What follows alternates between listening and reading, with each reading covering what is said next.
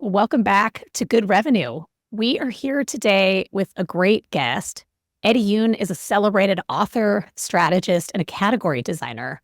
He's the author of Superconsumers, a simple, speedy, and stateable path to superior growth. What I found fascinating about this book when I came across it a few years ago is the core insight about the outsized power of small but mighty segments of customers that spend more money than other segments and drive the business in almost every market, which I thought was just an incredible insight. It's been super helpful to me. So Eddie, we are really happy to have you. Thank you for joining us. Thanks for having me. Glad to be here. So I wonder if you could maybe just give us a little bit from kind of the start. I think the audience would love to know, how did you come to this realization? How were you able to unlock these core insights in Superconsumers? And maybe for the folks who haven't read the book, just a little bit of a backstory would be great too. The origin story for that was in my consulting career. I was a senior partner at the Cambridge Group. I did all kinds of growth strategy work for Fortune 100 companies. Typically, when you do large scale strategy consulting assignments, you have access to a lot of data, especially large companies. And I found myself in a situation where one of the companies, this was a big global brand, but it was a really fractured organization where it was a brand that was run by 4 different geographies who all had different ideas of what the brand should be. When I was doing senior management interviews, the chief operating officer said to me, "You are the 8th consultant to try to fix this. Good luck." I was like, "Oh, okay, good." And then there was very little trust, and this idea of creating a unified data set was not welcome. People are like, "No, my data, I don't trust the Europeans, I don't trust the Latin Americans, I don't trust the Asians," whatever it might be. I ended up having to just do a very different type of consulting, which was more of a political problem than an actual business problem. There was a real business problem as well, but the politics were much bigger. So what I had to do was find an approach that got me to a universal truth that every geography, every business unit could agree on using their respective data sets. So it had to be a skeleton key that just unlocked everything, which was a little bit of a high bar. So you go to first principles with that. And Superconsumers, you asked about the book, it's the 80-20 rule. The Pareto principle goes back to an insight around Italian landowners, that a small fraction of landowners control the majority of the land, and that it's true in virtually every aspect of life, but in particular in business. Every category, every country that I've ever looked at has this dynamic at the category level. And so I was able to take you just imagine I was doing marriage counseling with 4 different parties. It was really the extent of the project. And we flipped the data and we ranked every country's data set from the highest value consumers to the lowest value consumers on a lifetime value basis. And we looked across, and this was in the personal care category. So for shampoo and lotion and bar soap and body wash, and inevitably you got to this insight of the people who spend the most on these things, they tended to take more baths and showers than the average bear. So you were like, okay, that seems obvious. And then you asked, why is that the case? And then what was hilarious was every country that we did this analysis in had a similar story as to why, but with a local flavor that made them different. And it was the first shower or bath of the day. That's just good hygiene. The second or third, that's for me, and it's a pleasurable experience. I don't have an unlimited budget to go on holiday or to theater, but I can take an extra long bath, and it's a glorious experience if I have the right shower gels, bath salts, and whatever else it might be, right? Even a bit of a lingering shower with great fragrance and shampoo just would make a big difference in my mood and my mindset. And that the British would say, this is about, we respect each other and we have a degree of etiquette that lives above other markets. The Italians would say, we don't live to work, we work to live, and this is what life is like. The Mexicans would say, we come from Aztec culture, the most sophisticated culture in all of human civilization. They understood that cleanliness was next to godliness. They all got to the same place, taking an incremental shower bath, enabled by the modern luxury of plumbing, was something that anybody could do. It was a great joy in a busy day and a real affordable luxury. And so we built this whole strategy around the brand fragrance. It makes you want to sing in the shower, in the bath. And that was the thing. The brand grew double digits. Everyone rallied around it. They drove great innovation around it. It was a real lesson to me of, wow, I can do this work that I normally do without all the trappings of the large consulting assignment because I got to a fundamental truth. And so I started to just strip away a lot of what I was doing to, okay, let's just look at what are the North Stars that I can prove in any data set around the world. My old firm was acquired by Nielsen. I had the data to back it up, and it became incredibly useful when I was also working in other situations where the company did not have a lot of data or resources. I found that this approach allowed me to work with Fortune 100 companies, also with startups, also with new categories. And that was the part that was incredibly exciting, was the versatility that I had, which gave me the flexibility to say, maybe I need to just radically simplify the way that I look at strategy, which allowed me to focus on innovation and R&D and other things, which ultimately allowed me to leave, go out on my own and do more writing. I owe a lot to that very difficult, challenging project, and I'm grateful for it. But it was one of those that you're really sweating in the corner. Oh, this better work. And then that's when you know that you have a fundamental truth. So it's amazing to see what came out of that. And in your experience, are there any sectors, categories, or where this doesn't apply? The other related question is, are super consumers more applicable in a consumer setting versus in a B2B setting? I have yet to find a category where it doesn't apply. Look at it slightly differently and measure it. So to take a category like insurance, you'd be like, okay, what happens there? You end up with people who have way more insurance than they actually need. And that just seems like, why would you spend money on something that some people like feeling protected and like feeling like they have every worst case scenario taken care of? And that even in a B2B setting, if you look at companies in defense contracting or aerospace, by and large, they have one customer, the US government. The principle is even more extreme, I find, in B2B environments. And so it's usually this whole idea, if you take not just the economics, it's the 80-20 and the spending side, but I also look at it from how much time do people spend and then how much energy and emotion that they spend. Because really what you're trying to track is emotional engagement as expressed through money and time and loyalty, recommendation, however it might be.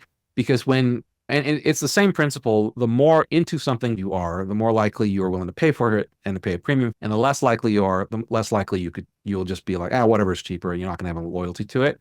And that's the whole core of the idea, is just not follow the money, but follow the emotion. So if you're following the emotion, how did you come to the insight that a super in one category is also a super in 9? Because I find that to be really interesting too.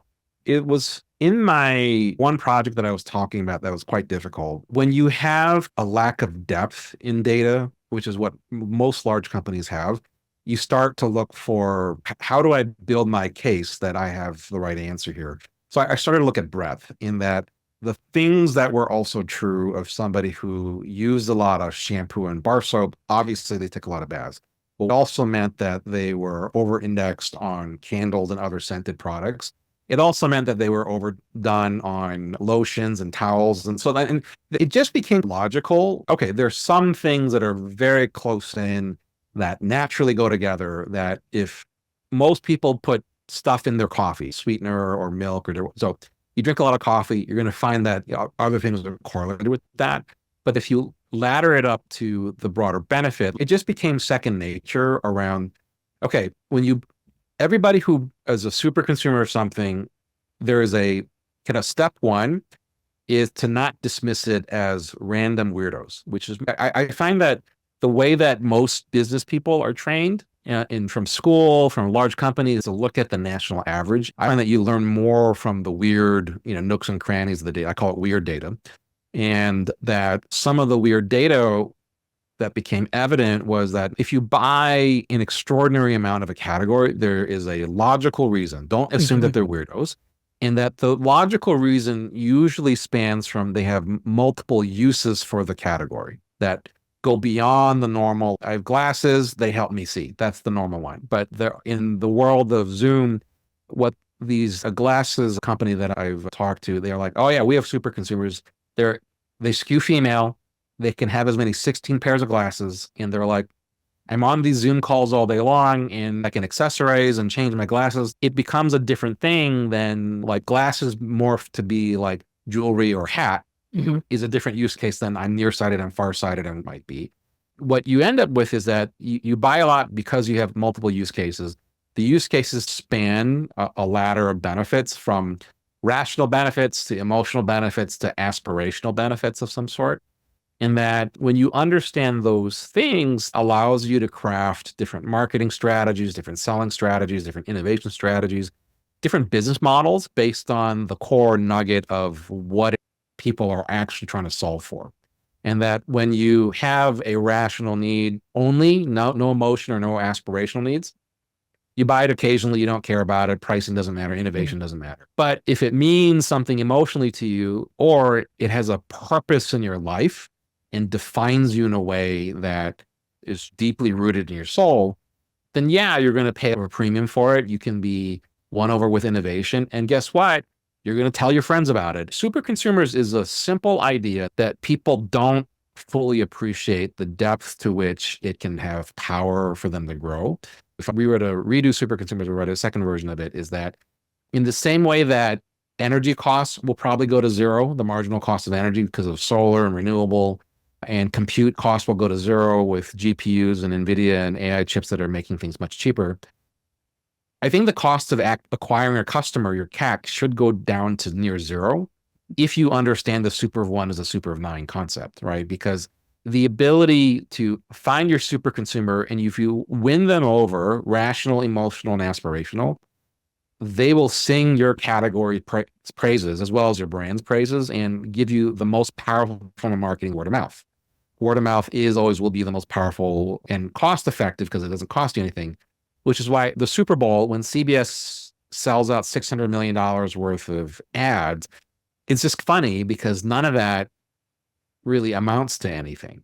Most people don't remember the ads. What you would remember is if Neeta told me, hey, this brand of shoe is the most, I feel like I'm floating on cloud nine. I can run faster. I can stand longer. I look great. I'm like, oh, okay, let me go find that pair of shoes and buy it. Customer acquisition cost should go to zero. Is that somebody who digs on shoes also is going to be grooving on other categories that are adjacent to it that allow you to find a cheaper way of acquiring them that maybe is as simple as let me find a partnership with a category that I don't even anywhere near compete with, and let's solve each other's marketing budgets. One of my clients, Clint Carnell, he was the former CEO of Hydrofacial. He and I formed a company called Grayspace, and we took over a medical facial brand called Geneo and Glow2 Facial. We lead that in the US. When we took it over in Q4 of 22, marketing as a percent of sales was 75%. A year later, we were able to drop it down to 12%, but we quadrupled the size of the business in a year. Largely on the back of super consumers driving word of mouth. I've become, the data supports it, my client work supports it, the businesses that I run directly support it as well. And when your parents told you, you got to get a good night's sleep, turns out they were right. It has a huge impact on the rest of your life. An investment in your sleep habits can make a big difference in how you feel during the day, your work life, and your career. And so it's a bit like that. People will nod their heads, but usually they dismiss and misunderstand the true power that it has and the breadth of applications across your entire business. Do you think that is because in a lot of businesses, people are not really thinking in segments? I find that often in work that people are obsessed with a persona or ICP if they're in B2B, but they're not thinking about common characteristics, which is how I would define a segment. Do you think that's part of the problem or is it something else? I think it's people doing two things, overcomplicating things, number one. And that I did this for years. When I realized that seminal project taught me that a lot of my consulting was like, let me tell you about the complexity of the consumer or the customer. You need sophisticated techniques to figure out who they are. And you mentioned personas and analytics. There's all this stuff around depth on the nuances of the consumer. Yet the simple nugget of why don't we look at the people who buy the most and probably care the most and figure out what their root needs are. My old partners at my old firm were not happy when I wrote the book Superconsumers because it demystifies the magic of consulting. Right. quite a Yeah. bit. I'll often tell people who want help, I can tell you what the answer is. I don't know that to be, I don't have the facts to back it up, but here's what I think it is. And if you don't need to prove to anybody that and to execute it, don't pay me anything. Just go do it and see what happens. That's the best data. Usually they say, no, I need you to hold my hand. And then we figure out if there's a there to collaborate with. But like most times I feel like it's academics, consultants, and other executives trying to justify their jobs and their reason for being. This is way more complicated than you realize. At the end of the day, it becomes complexity that you can't execute, or you've gone so down the rabbit hole that you forget the basics. The Super Bowl is people who've gone down the rabbit hole convincing themselves that a clever turn of phrase, color scheme, pitch, or idea is going to win the day, when that's a lot simpler than that. I think it's easy to fall in love with your own brand when it's all you think about, right? I'm also curious about, do super consumers evolve or change over time? If we are thinking of it as a segment, let's say I love taking baths now, does that change when you look at the segment? And how might you measure it if it's not consistent forever? Yeah. So I think they definitely change in the way that they express their behavior. I think that the underlying quest rarely changes. The quest for, let's take the shower gel personal care super consumer.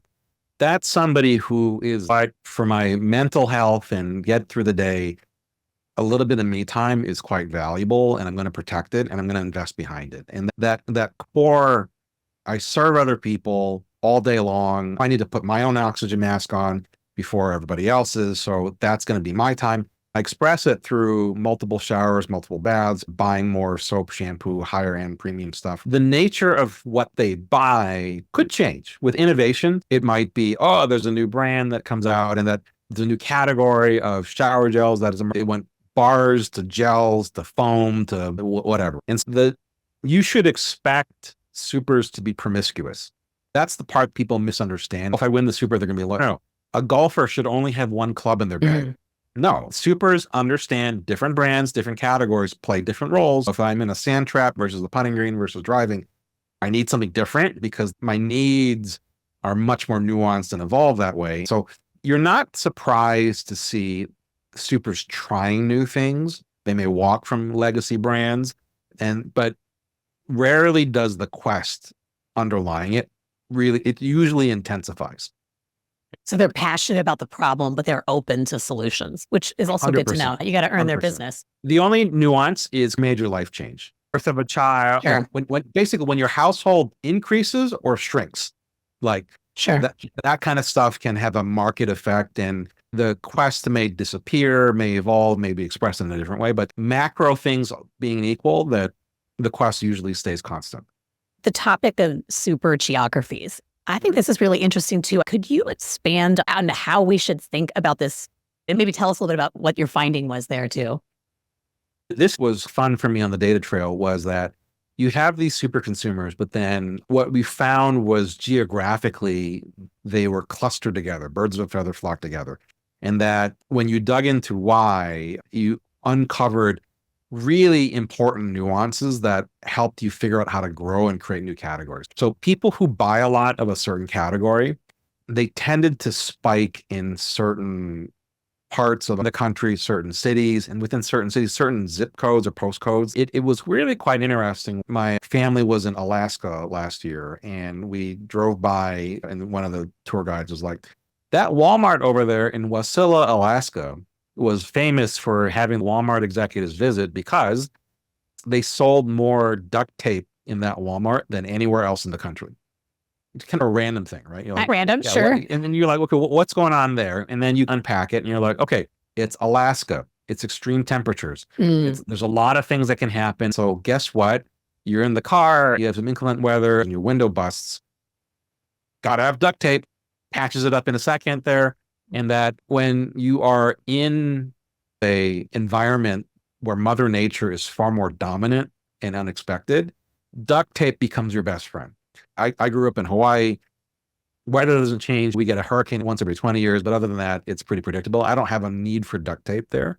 And what you ended up figuring out was that duct tape demand was not specific to Wasilla, Alaska, but was specific to the conditions that were common in there, but also elsewhere, and would also kind of imply what other parts of the world have conditions like that, where we're not talking about duct tape as the catch-all solution that could save your life in a pinch, right? That's the whole thing of the entirety of business, probably for the last 30 years, has been around the singular goal of efficiency and scale.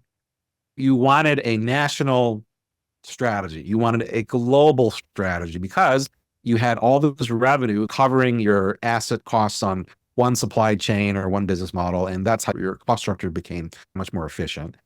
In the medical aesthetics business, that 10% of the US zip codes, there's 40,000 zip codes in the US, 10% of 4,000 drive 54% of all the revenue. Actually, not surprised to hear that, but it's interesting. Yeah. You're like, okay. So I can guess which coasts. you can guess. You can absolutely. And so that's the immediate reactions you think Mm. about, and you're like, oh, that makes intuitive sense. And then you go, why am I running a national business then? Why do I have a national footprint? If I have salespeople, why do I have them in every market? If I have marketing spend, why am I peanut buttering my marketing everywhere?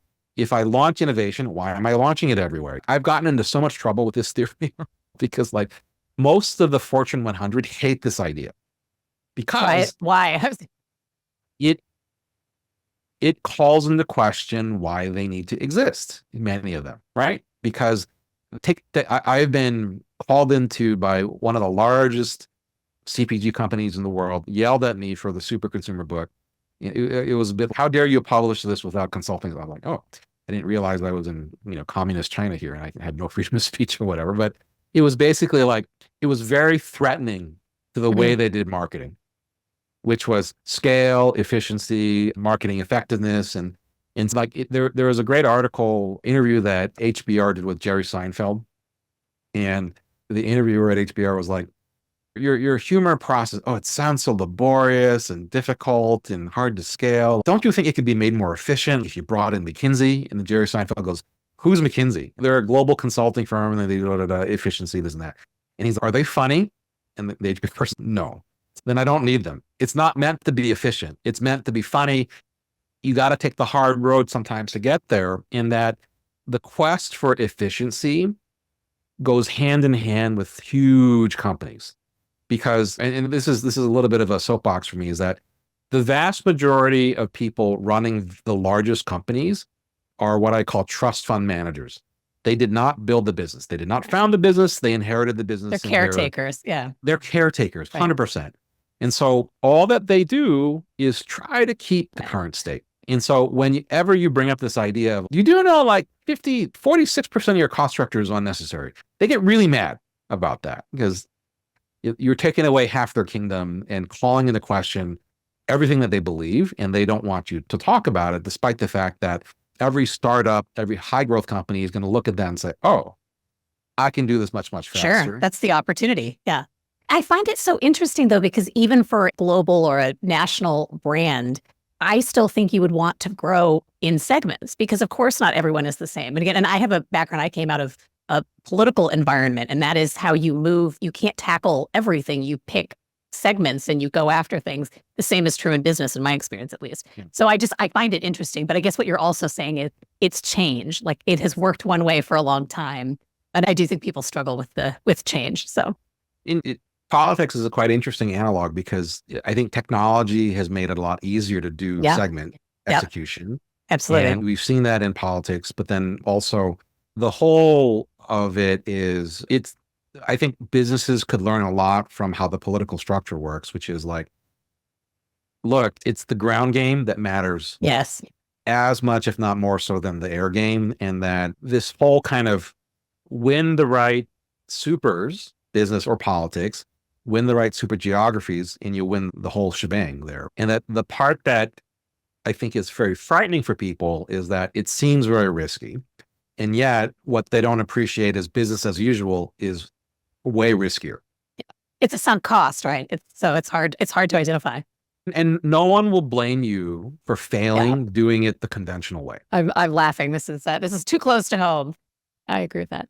Coming back to the concept of outliers that you were speaking of a little bit ago, What's about outliers that ties into the potential for something to be a huge category? And I know you're very focused on category design, which I find fascinating as well. But there's a question there, in my mind at least, about the sizing of the potential.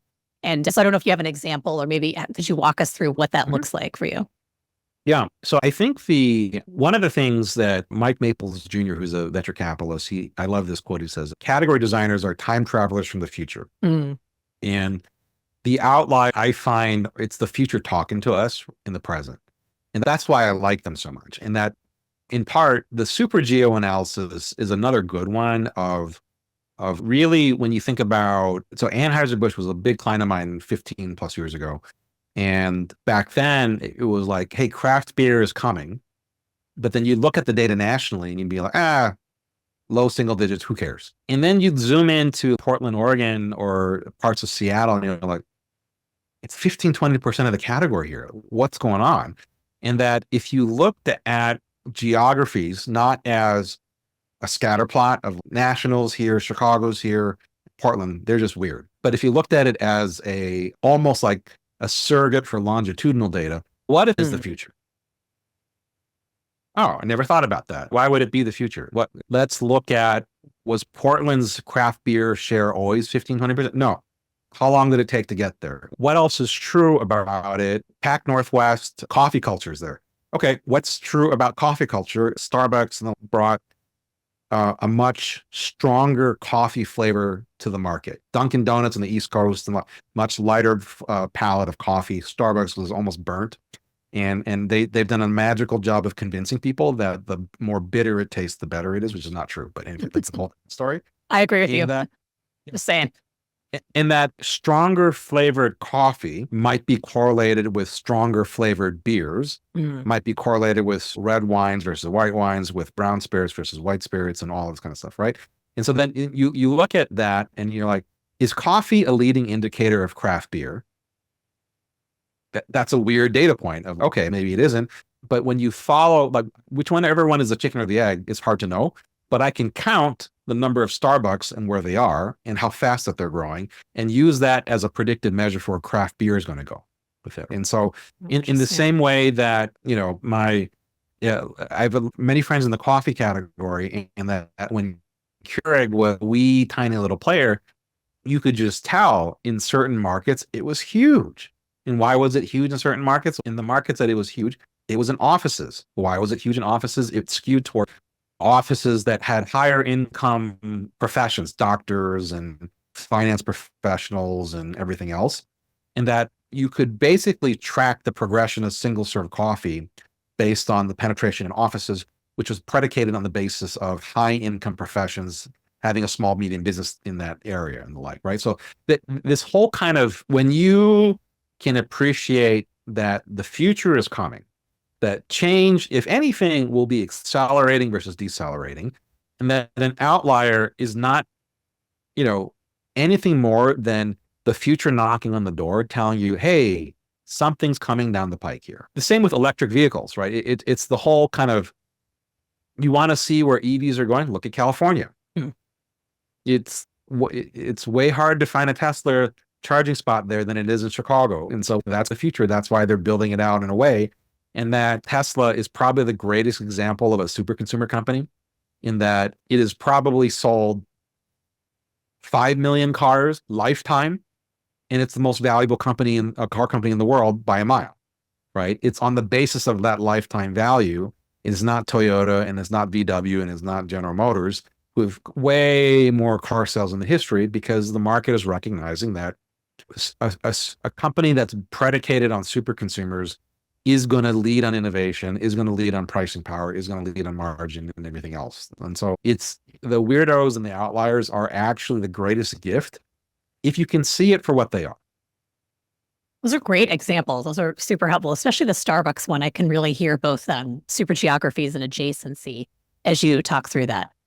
One other topic I'm curious about, we spend a lot of time here talking about monetization, really finding the right business model applicable to your segments, willingness to pay. And I noticed that your 7-question framework which to help people actually identify super consumers, heavily focuses on willingness to pay, which I found really insightful.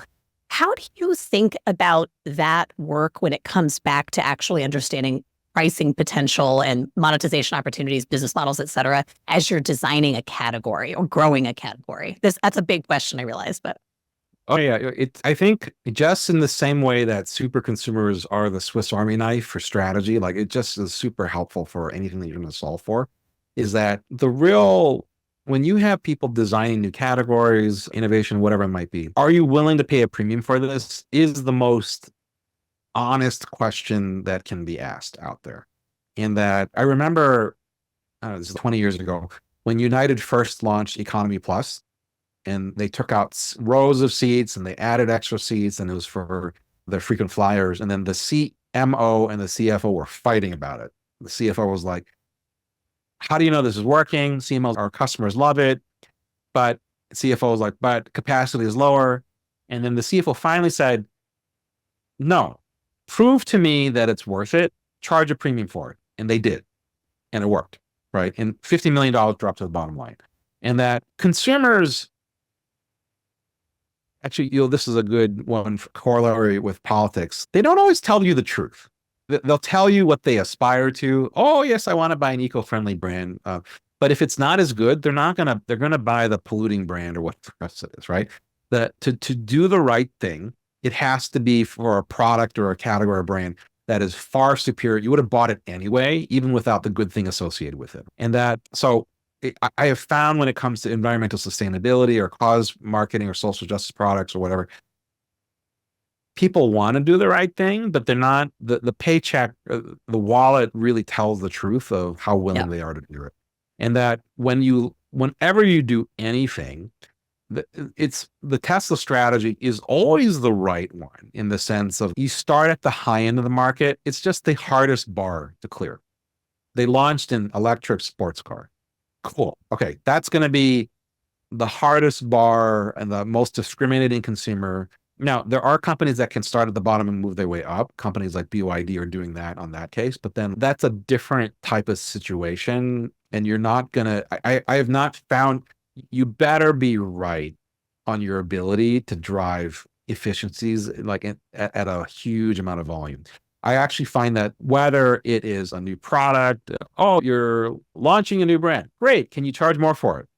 Launching a new marketing campaign, great. Can I raise my prices? And then this is my litmus test of the CFO should be your greatest friend. Yeah. Whatever you do. And if she is not on board with your thing, you probably are going down the wrong rabbit hole. He's probably not asking the right questions either, I think. 100%. Now, you don't have to charge a premium. You can, but if you can, and then you parity price it, you're going to drive tons of market share and growth, right? But the point being, you should be able to do that. Anything that you do should be in service of increasing my ability to charge more. So you really use it as it's a North Star metric, and starting with the premium buyer, which makes tons of sense to me, because I would call that the best fit customer and orient around that. And then you might have other segments that you would add over time, but the offering would be different, right? They're not buying the Tesla sports car, they're buying the Model 3. Sure. It's a bit like, this new diet or this new workout routine is great. Great. What does your belt say? What does the scale say? It's the most honest thing when it comes to a business metric that I know of, and most people don't want to go there because they don't want to face the truth on it. When it comes to category design, what do people get wrong about it? I think they mistake it to be risky. That I think they're the fundamental people, when you explain category design, their reaction is, that'd be great. That sounds exciting. Oh, that's really scary. And then my reaction is, I think you're not doing some fundamental analysis or math. I think business as usual is scary. That's my point of view, in that business as usual might feel great for the temper, but it makes you slow. It makes you lazy. It makes you complacent. It makes you at risk. Like basic econ 101 tells you, if you make a profit, competitors are going to come in and try to take it away. And so I just think the misnomer is risky to try to charge a profit on my product, do a business model where I can get more pricing power or margin with it, or innovate the category in a different way. Why would I build a strategy around this outlier data? That sounds really risky. And I think there have been more bankruptcies in 2023 than in a long, long while. Some of it is related to rates and some of the macro stuff, but more of it is a function of Bath and Beyond survived for many years, giving away those 20% mailing coupons, like not really good strategy. You can't discount your way to grow. The part I think is consumer or executives aren't doing the math and aren't calculating both the upside and the risk of not doing category design. So if a company is thinking about it, what do you think that they should double down on or really focus on when it comes to category design? Yeah, the ability to do a small pilot, I think is great. And you don't have to, the scenarios where large companies have done category design have usually started out in a skunk works, right? Nespresso was headquartered in Lausanne, Switzerland, not in Vevey, which is just an hour train or very close to the headquarters there.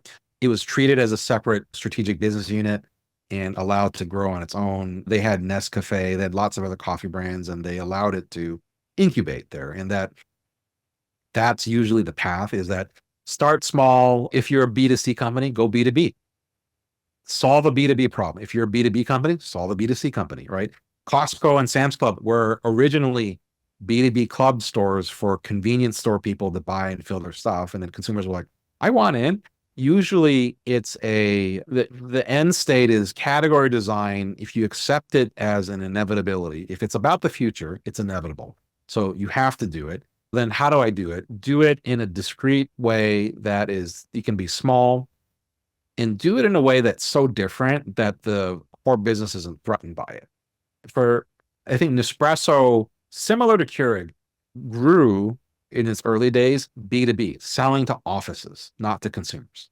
And that I know actually a lot of the executives who ran the competing single-serve coffee systems like Kraft, to this day, believe they had a superior coffee system, Tassimo. And they were like, I don't understand. We had a better product. In their minds, we dropped $100 million in working media. Why didn't it work? You went B2C, you didn't go B2B, right? And B2B turns out to be the greatest marketing strategy, is to sell a new coffee device into an office where employees can try it for free. And, oh, maybe I want this for my home. And that's the whole kind of do it small, do it differently than your core business. And then if you treated it as not just a skunk works, but as a vetting and validation process is that you assume the future is coming and that the future is category design in some way and that you need to do it versus somebody else doing it to you. And you take this kind of small pilot of category designers and you use them to vet hey, weird data here. Let's go figure out if there's a there. And they prosecute, oh, not a there, don't worry about it. That's great. That's a great insurance policy. Or there is a there, but it would be wholly disruptive. Okay, we'll spin you out. You do your own thing. Or no, there's a there. We should nurture it. And we think it can be vastly complementary to the core business. And let's sort it out down the road with that. But I think it's just a matter of flipping the assumption around risk, inevitability, and incrementality. It makes a lot of sense. Is there anything else about Superconsumers or category design that you would like to share with us? I think it goes to just its first principles, fundamental truth of everybody is a super consumer of something. So to those people, there's a lot of people who don't believe in this theory for all the reasons that I described earlier. But then, okay, so if I looked at your credit card bill, I wouldn't see any weird anomalies on there. Of course, I'm going to see them. And that when you accept the fact that everybody is a super consumer of something, every category is super consumers, and they are a sign of the future, not a weird anomaly. And I think it's a super consumers, pricing power, category design. They're all exercises in brutal honesty, right? And it's okay if you don't want the future to come, because you know what? I'm happy. I'm the number one market leader. I have a great job. I just want my options to vest and then I'll rest and vest and good. Fine. That's great. Just be honest about that. However, if you are nowhere near retirement age and you are at all motivated by doing something legendary, and this is the path to get there. And so I think as long as people are honest about it, then I think you give people the great chance to choose their destiny, whether it's here or there. That's all. It's a core truth. If people recognize it and say, I get it. Doesn't fit my risk profile. So no, thank you. I have no problem with that. It's the people who are not genuine about it or honest about it that I have a problem with. I love that too, because it's like a scavenger hunt or just an adventure, right? If you start from that premise, I think what I like about that is the framing is what is actually possible and keeping an eye out for those patterns. So I love that. It's very interesting. Just last question then is, from your perspective, what do you think that high performance companies do differently from the run of the mill? You've had an incredible vantage point to see a lot of different firms. So what is your take on that? The best high performance companies I've seen, they're missionaries, not mercenaries. Is generally what I found is that mercenaries can win in the near term, but they don't win in the long run. So like my old friends at Anheuser, one of the things I always kind of talk about is before they lost their way, after they were acquired by the Brazilians and everything went financial, they had an incredible run in the 80s to the mid 2000s where they went from 25 share to 48 share. August Bush III, who ran them, was a bit of very much a command and control guy. But what was fascinating was everywhere you went in their headquarters in St. Louis, there was a sign that said, making friends is our business. I think they understood at a very fundamental level, yeah, they're in business to make money and to grow and everything else, but that part of the reason why people nowadays make fun of Bud Light or Budweiser for being not craft beer or just bad quality beer was that it was the common denominator that everybody could drink it together. And that there was some aspect of socialization and commonality. And again, they would give the executives wham walking around money. And they would like, hey, if you go to a bar or a restaurant and you see somebody drinking a non-Anheuser project, buy them a beer. Love that.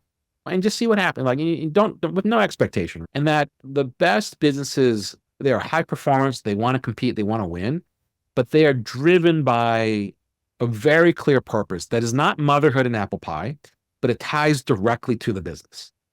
And that the ones that have clarity around the mission and purpose of the company and why what they do beyond their P&L and balance sheet is a fundamental good in and of itself, they sustain and weather the bumps along the road and they create the most value in the long run.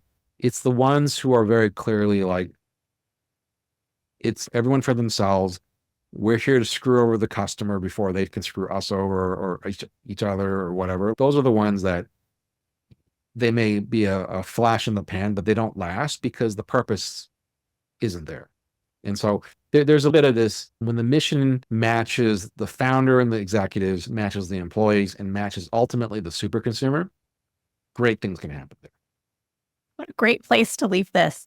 Thank you so much for joining us. This was, as I expected, a really fantastic conversation. Very much appreciate it. Thanks for joining us here at Good Revenue. If you liked what you heard, please leave us a review, follow the show, or share it with a friend. We're a news show, so it really helps other listeners find us. And if you have feedback, comments, or suggestions for episodes or guests, please reach out to us. You can find our information in the show notes.